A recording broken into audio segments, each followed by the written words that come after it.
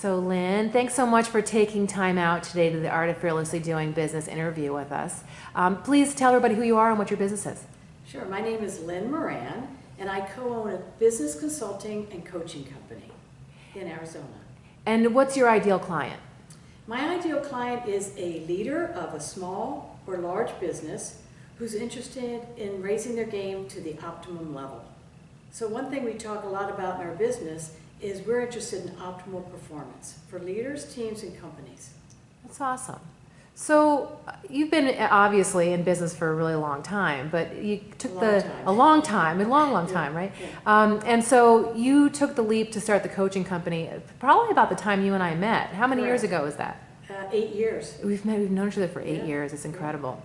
So what was the first big, why did you start the company? I mean, tell us why you started it. Well, I've always been fascinated with leadership and curious about why certain individuals who have great degrees, excellent pedigrees, wonderful experience, don't succeed.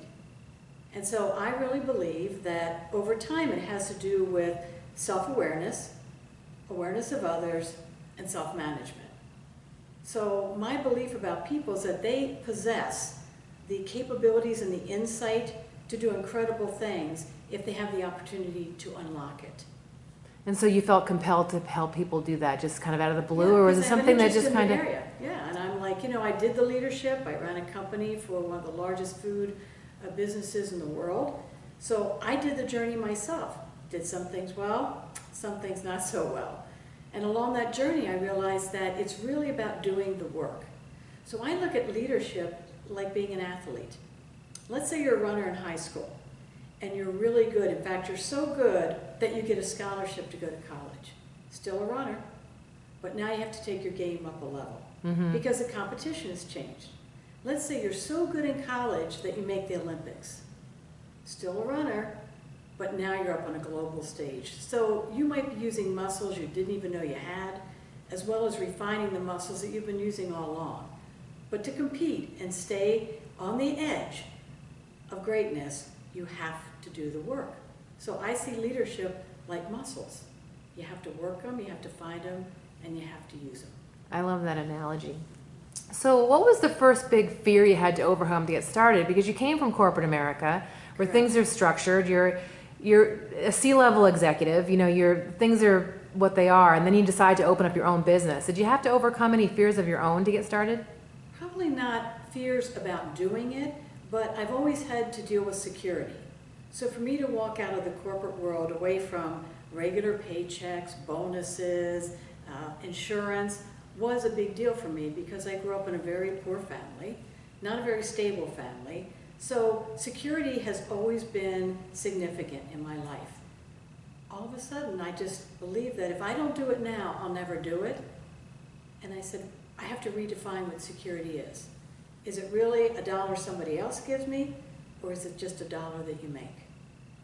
You and I have had similar stories as far as that's concerned, and I think it's This is one of the why we reasons. found each This is other. why we found each other, because Yes. I actually hired you as my coach when I was working at Edward Jones, kind of Correct. feeling that probably wasn't the best long-term fit for me, and I think it was one of the best business decisions I ever made working with you. So I want to thank you for that. Thank you. I learned a lot along your journey also, because you have really grown and changed yourself.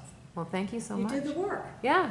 I mean, what's the choice? You haven't got a choice, right? When you make the decision to go out there on the type wire by yourself, and you are the security blanket, you have to figure it out, right? It helps. So what was the first big bump you came to? I mean, every business owner has that first thing they go, uh-oh. What was yours? When I actually first started the business in Vegas, I had a very high profile in the community.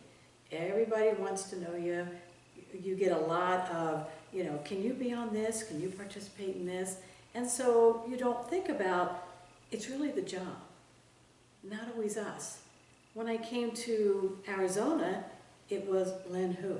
Right. And I realized, first, it puts your feet back on the ground. There's nothing like humbling to kind of initiate reassessment for anybody, me, anyone else. So I stopped and I said, nobody knows me here. I'm starting over. So the bump was, I didn't think I would have to start from ground zero. A surprise! That's right. But I did. Right. And so, in a way, I think it was another one of those taking my game up another level. I I had to use muscles I never had to use for a long time. Well, this makes you a better coach, though, because when you start at ground zero, you really do learn fearlessness, because when you're starting with nothing, and not many of us get an opportunity to be at the level that you were at when you left your company. I mean, that's an interesting place to come from, to come to Arizona. And I think you and I remember the conversation in Starbucks. Yes. We met when you were there. I remember you being there, and I thought to myself, wow, what a cool, humble, kind, smart, go-getter, strong woman. How lucky am I to have just met her? Well, you just made my day. I appreciate that. But once again, it's the work we do, right? Right. And I'd had a very long and successful career. I was very fortunate. I had some great mentors and great sponsors. But all of a sudden, I was nobody. I was back to ground zero. When there's some freedom in that too, isn't there? Once you get comfortable with it. Remember, security is important to me, so I had to stop and think, how am I gonna do this? And then I realized, and I'll talk about this later on, but I have a saying that I just keep reminding myself: to achieve, you have to believe. Oh, that's cool. So what's the thing that gives you the most concern now? I've stopped using the word fear, because I think all people that have gotten to a certain level of success have replaced the word fear to lessons or concerns or challenge or opportunity. What's the thing you're dealing with now that kind of keeps you up at night? I really think a lot about corporations and other companies, that when right now it seems like we're going into a time where companies are investing a lot of money in their leadership. I believe that talent is a differentiator in any company. You can have great products, you can have great production, you have great services. A lot of competitors do, but your talent is what can differentiate you. So what I think about sometimes is I hope that they don't stop investing in it, because it's not like you can put $1 in the bank and see exactly what that return's going to be. Right. But you can get enhanced performance. And I'm an MBA. I come from a background of business, so I believe you can show it, but not immediately. In 6 to 12 months, you should see that leader and their team doing things faster, smarter, and more profitably. So the concern is that people can't see the value immediately with working with somebody like you, and so therefore they hesitate a little bit. Well, with any executive coach or leadership coach, I really focus on the leadership area. Mm-hmm. It's more that when budgets get tight or you want to make different investments, what's the first thing that goes? The joke always is marketing and training. To me, the two most critical investment areas that a company should never pull the funds back from. Well, there's some research project, you're probably even aware of it, during the Depression, the companies that actually invested in their company. And I'm trying to think what the big company was that did. I think it was Procter & Gamble. Kept on investing in marketing, and therefore we still know who Procter & Gamble is, and the other people have long since died. Yes. If you don't invest in your people and in marketing, getting the word out there. Correct. I think a lot of artists don't get this either, that you actually have to spend time marketing yourself as opposed to just time painting or making whatever your art is. Time doing work, or is it investment? So what can you tell other folks about what you've learned about being fearless? Because you've been fearless from both a very successful corporate career, and you've also been very successful as a solopreneur, and then also you have partners, right? Yes. Who are your partners, by the way? I have one partner, Dee Crane, and then Deborah and I do some work together on leadership. And tell me a little about before we move on to the fearless question. Tell me a little about what you're doing with Deborah, because that's kind of how I met Deborah and how I invited Deborah to be part of this project. Yes. You do a leadership retreat. Correct. So I do leadership retreats for executives at companies as well as entrepreneurs. And then Deborah comes in and talks about being on a board. What does it really require? What kind of skills are needed to even start to be considered for board membership? And then Dee, who I co-own Arizona Coaching and Consulting with, she also participates in the leadership retreat.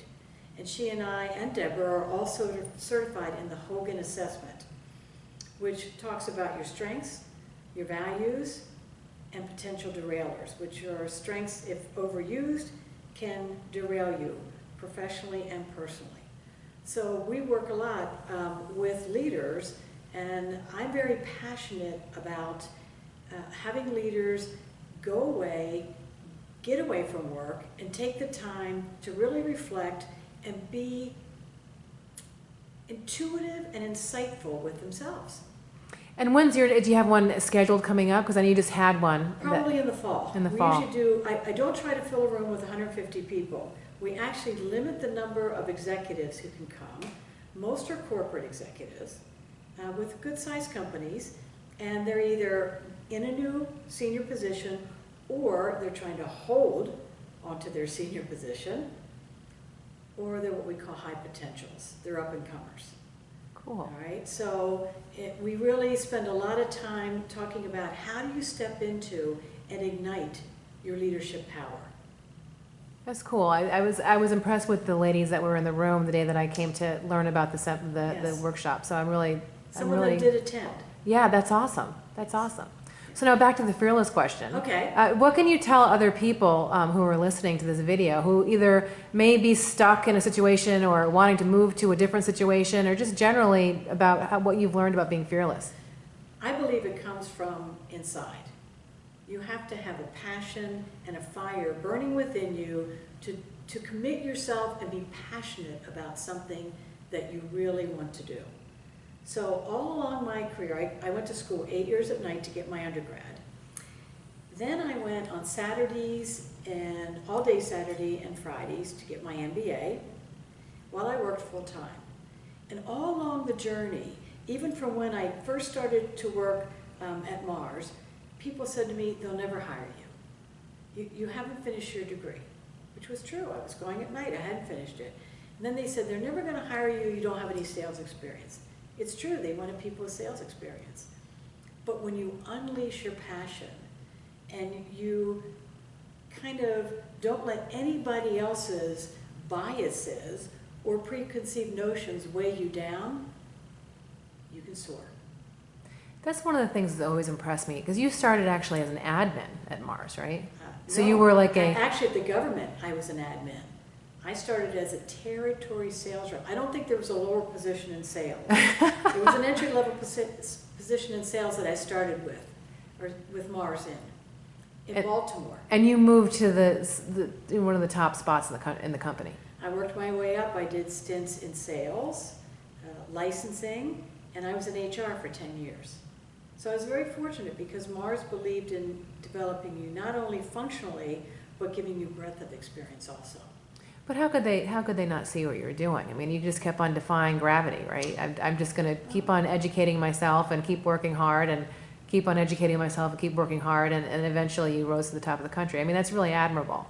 Well, and especially for a young woman. The year that you started at Mars wasn't 2017. It was in the 80s and 90s that I was moving up the corporate ladder. Which was a different time for women. Yes, very different. But Mars was a very good company. They really gave you an opportunity. If you could demonstrate your commitment and make a contribution to the business, they recognized that. However, there were times where I could have done it better and smarter when I look back, and that's what took me on this journey. I became fascinated about leadership while I was still in corporate, and I remain fascinated and passionate about it today. You know, one of the things I'm really grateful for this year is there's been more women in the Fearless 13 this year than there have been in the other 2 years. And I've really made a conscious effort to get more strong women to tell their story. Do you think there's a difference still, a double standard between men and women? Do you think it's changing? You know, it's interesting you should ask that. One of the things I do, remember, I do a leadership retreat for men and women, and then I do one just for women. And when I talk to women, I believe that we buy into the kind of the headlines, okay? And I say to them, are we really all more emotional than men? Because you hear women say that, and I'm like, I don't think so.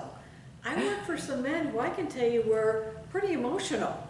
Now maybe it manifests itself differently, but emotion is emotion. So the reason I'm so passionate about, as you know, assessments is because I can show people that there are men that have that personality type in Myers-Briggs, and there are women that have that type. So I believe the biggest challenge for women is to stop isolating ourselves and instead saying, we're just leaders. We have our own personalities, we have our own strengths and opportunity areas, just like everybody else does.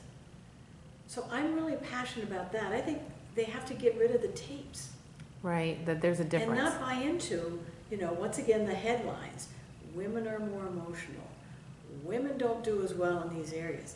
Women don't like conflict. I'm like, who does? Right? It's all about skill level. And I believe that's what really has helped to move women into more leadership positions.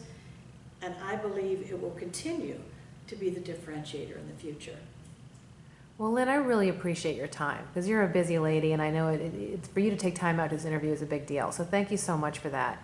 I look forward to seeing you at Desk Hub on May 5th. I will be there. For the opening. It's going to be a really cool opportunity to meet other business leaders and the opening of the Art of Fearlessly Doing Business. And let me just say, Michelle, I'm here because I believe in you Aw. and the work that you're doing. Thank you so much, Lynn. I really Thank appreciate you. that. It really means a lot.